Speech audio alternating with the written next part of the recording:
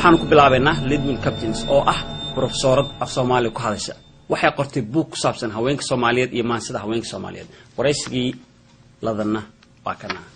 su'aasha ugu horeysa waxa weeye sidee magacaan naynaasta oo ladan iyo hada lagu bixiyay walaal magaca ladan waxa ii bixiyay nin Abdisalaan Yaasiin la yiraahdo oo waqtigaas waxaan u maleynay inay ahayd 74 markaan London jaamacada London wada joognay macalin keenana u ahaa macalin Guush ama Guush Andrzejewski la oran jiray Allah u naxariisto magacayga Hollandaas waa Lidwin ama Lidwin Abdisalaan baa i bixiyay magaca ladan anigana waan jeclaaday waxaan arkay waa duco oo kale waxaan eri aamin ladan ma qabsanaya okay and buugaagtaada qortay imise way wallahi walaal waa badan yihiin laakiin waxaan sugaanta Soomaaliyeed gaar ahaan sugaanta dumarka ka qoray waa hal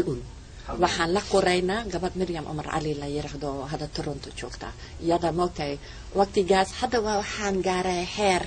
aan fahmi kara aniga kaligeed laakiin waqtigaas Maryam ba i joogtay ba ila deganeed xagga Boston iyo iyada aad bay i qorisay magaceedana buugiga ku jira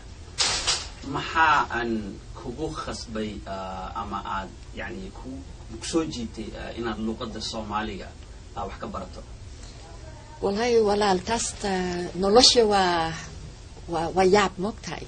marna waa yaabkii marna waa amankaag anigu markaan jaamacada London markaan tagay waxaan intaanan tagin in yar waxaan bartay af Arbeed iyo moogtahay diraasaadka Islaam so laakiin Afrika baan u talagalay inaan wax ka barto gaar ahaan geesta Afrika laakiin in badan Sudan so markaan rabay inaan magister inaan ka sameeyo London waxaa la igu yiri af Arbeed ma qadan kartid way af Arbeed magister African Studies kuma jirto qof baan la taliyay oo mu'arrikh Belgian ahaa وخيري هذا لندن تكتد واحد جوجا من كبر كرا أف سومالي جميل كلا لقى ما برنكرا أما موسكو أما لندن سومالي أنا موكا روج باتشوجن ما تجي كرا أمي هو قبض يرمانها so مركان ماجستير مركان لا إيش قصبيه إن كلا دورتو أفكا إن أفكا كدورتو waxaan Soomaaliya baan doortay waxa ugu jeceshahay heesaha Soomaaliya waxaan jeclahay waxaan xafidsanahay isku mid maaha aniga toban miisaanka maansada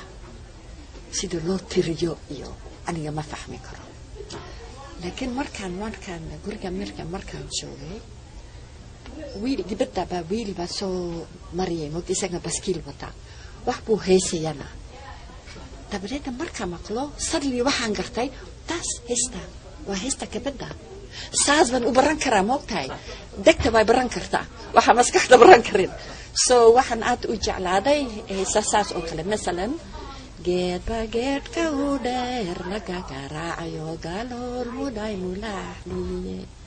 baro baralaye baro buur shareere mamanta bakku helaye in badan waxaa guul helaya heesta tiraahda dhaqankaaga qabso dhaqankaaga hayso heshood moogtay didibso marna waxaad helaysaa moogtay hees jawaab ka bixiso moogtay hadal saas oo kale masalan horta baro tacliintiyo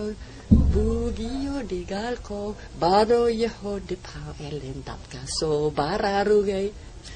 so masalan heestaas bari hore waxaa jiray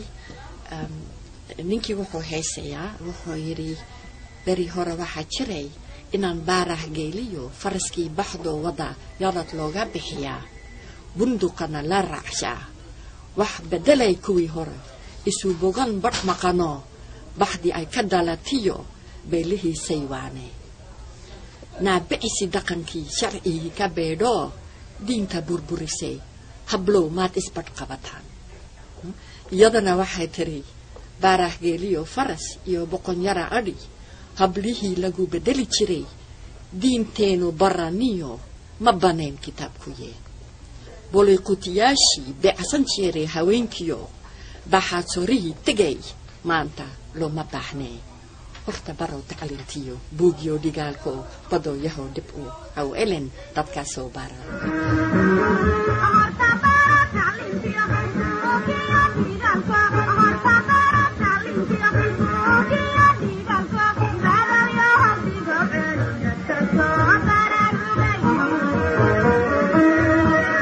waraysigan oo ahaa waraysi aad u dheer intiisa kale waxa uu ku qoran yahay page-kan hoostiisa adiga ayaa ka arki doona waa ka soo gudbaynaa sida ogsoontiin